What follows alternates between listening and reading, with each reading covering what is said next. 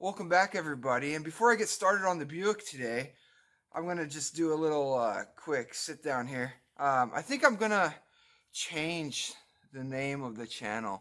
I've seen that there's at least one other person that uses the Dirt Floor Garage as a name. So I think I'm going to go and do something else.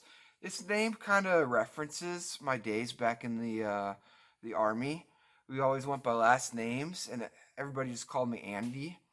So I think I'm gonna change the name to Andy's House of Gears. Let me know what you guys think of that.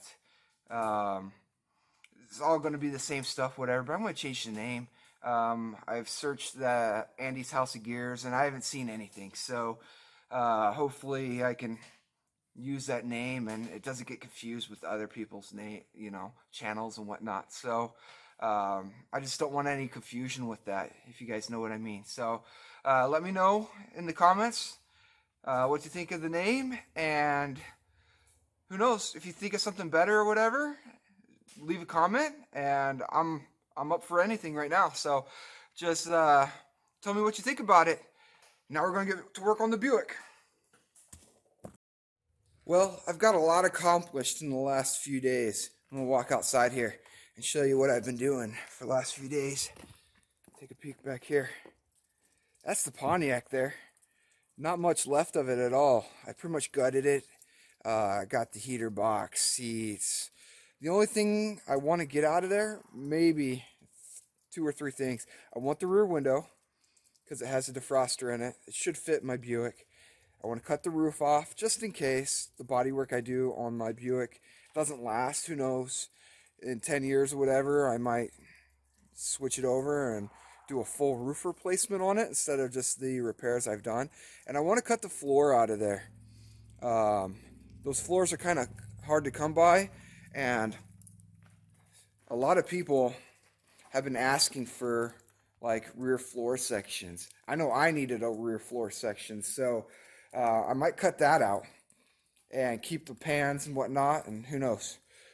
But things are going pretty good. I got a whole stack of trim pieces and all sorts of stuff that I needed. They're going to have to be painted black.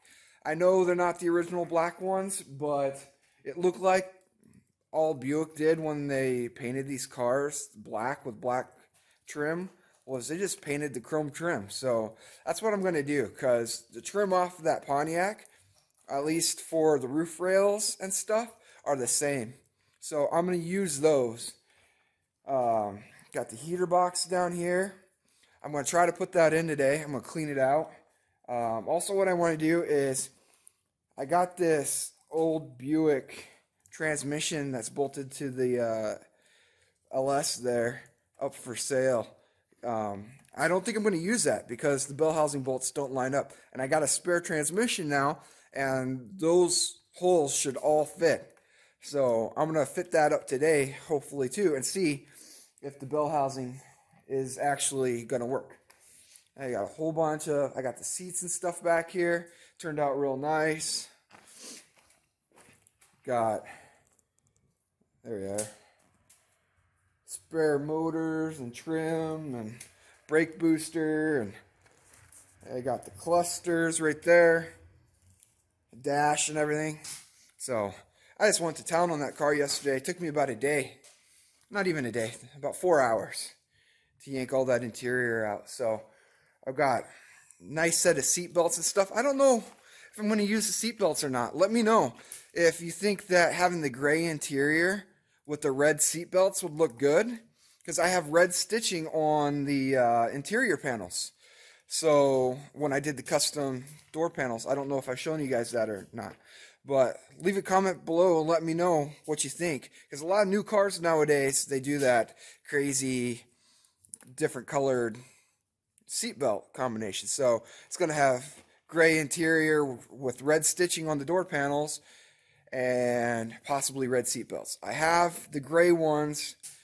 I don't remember the condition they're in, so I'm going to have to go back and look at those and see which ones are going to be better. So anyway, just leave a comment below. But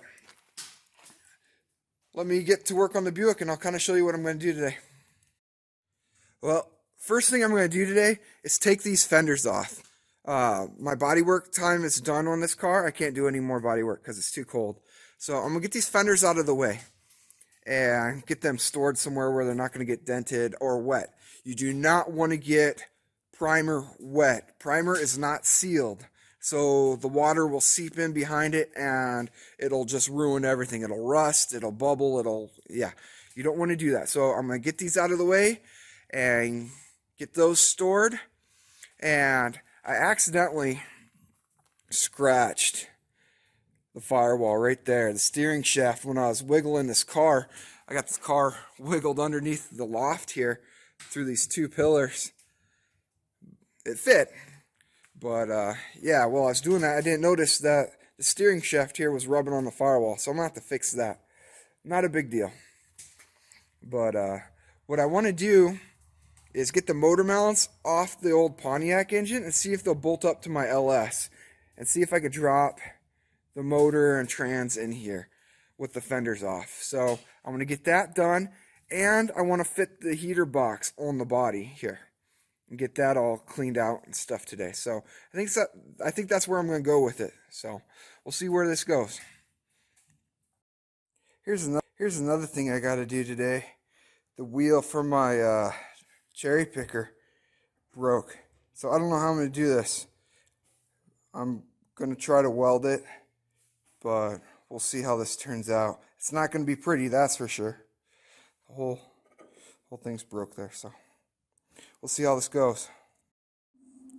Well, it isn't the prettiest thing in the world, but I think it's going to work. My welder was not happy at all. Not happy. My ground wire was starting to turn red, so that is ugly. But it's a wheel, so as long as I can get it to roll, that's all I care about. Well, I'm going to give you a quick update of what I've been doing. Just been moving stuff around. I don't film all of it because it's just, I don't have enough memory. It takes forever. So I'm just going to kind of show you where I'm at here. Well, I got the LS engine here bolted up to the transmission out of the Pontiac, and the bell housings are the same. I'm going to kind of show you here. I'll show you the other transmission too, but see how this bell housing here goes all the way up, even though it doesn't utilize this bolt up here. It doesn't utilize, there's not a hole in the block here, but that's okay.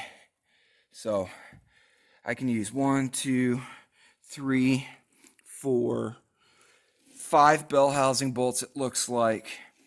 That should be plenty compared to what I'd have to do with the other transmission. I don't know if I want to stick with this transmission or not. I don't even know if it's any good. But the transmission cross member from the Pontiac to my Buick are the same. So I'm hoping that this puts the engine in the same spot it would have been with the other transmission. You can see the steam coming off me. I am just sweating a storm up here. It's only like 35 degrees out and I am just dying.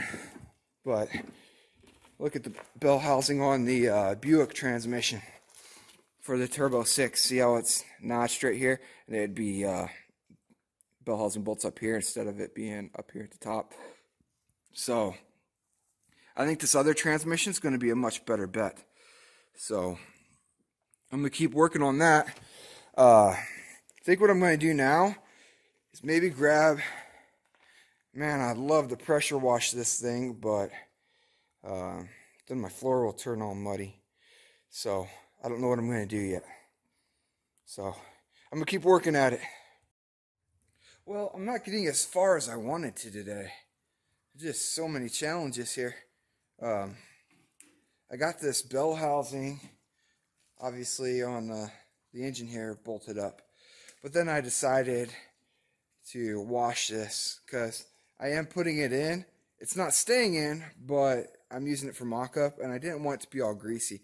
So I decided to bite the bullet here and pressure wash it. So I had to move it as far out the door here as possible so I didn't get a whole bunch of water in here. I didn't want any spray on the car back over here. So this is what it looks like now.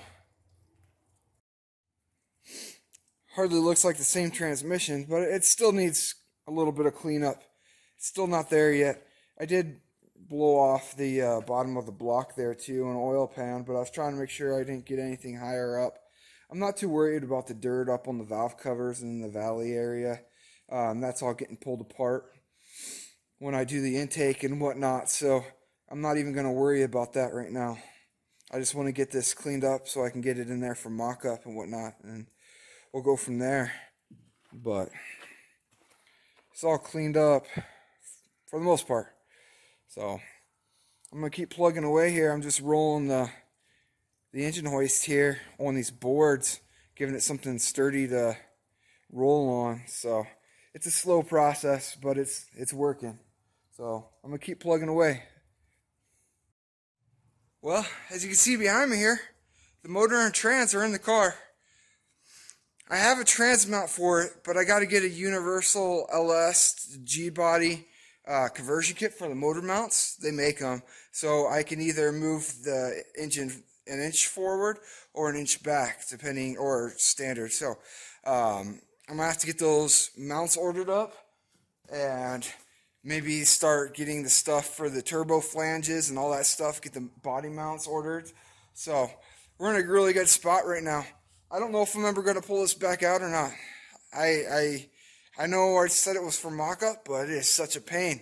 So a lot of this stuff I can do while it's in the car anyway. So I didn't even hit the firewall, so I am so happy with that. Other than the steering shaft area I got it fixed from when I rolled it back here, everything's fine. So I didn't even hit the tunnel or nothing. So it was just luck on my side, I guess, and just rolling the cherry picker here on these boards, because there's no way of rolling it on the dirt. So the board method worked. So I'm going to show you a picture here of kind of what's going on, and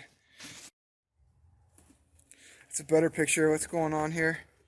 I got to lift it up and block it up a little bit, or else I'll never get that bolt off there for the chain. And like I said, all this stuff I'm not going to worry about, because I'm going to take this all off anyway. So I'll clean that up later. That's why I'm debating if I want to remove it again or not, because all these accessories and stuff are coming off. So, and all the valve covers. I don't know if I'm going to stick with these valve covers or get like a billet style valve cover, but it's a work in progress, right? So, as you can see here, the AC compressor clears the frame and everything. It's got wood block in here. I got not a lot of space back here, but there is space. So, and I know that the heater box will clear because I had the heater box in before. So, that's good there. So, I didn't get as far as I wanted to today, but made good progress. So, there's this is just a stock manifold flipped over that I cleaned up. I used to have a whole bunch of mounts for the heat shields and whatnot. I ground those all off and cleaned it all up. So I don't know if I'm going to get a different manifold or whatnot, but it was just an idea for now. Just I'd played with it before, and I think what I'm probably going to do if I use this manifold is just use the stock one and run it down like normal, then have the crossover pipe come up here, and I'll probably run the crossover pipe right here, run it right down here along the bottom of the head, kind of turn it up, and have it come collect right into here. Then I'll have, I don't know where I'm going to put my wastegate. I might put the wastegate right here on the other side of the joint. So I'll cut this off and make this a V-band. Or, I don't know, maybe I'll make it a T4 flange. I'm not sure yet. That's why I'm kind of working on this. So get the T4 flange for it. I don't know if I'm going to mount the turbo for the air inlet facing this way or facing this way across the motor like the car originally had it. I've seen it done both ways. It seems to be more simpler if I go this way. Just come straight, and then the hot side pipe for the downpipe will come down right here, and it'll snake right down through here. And there is room.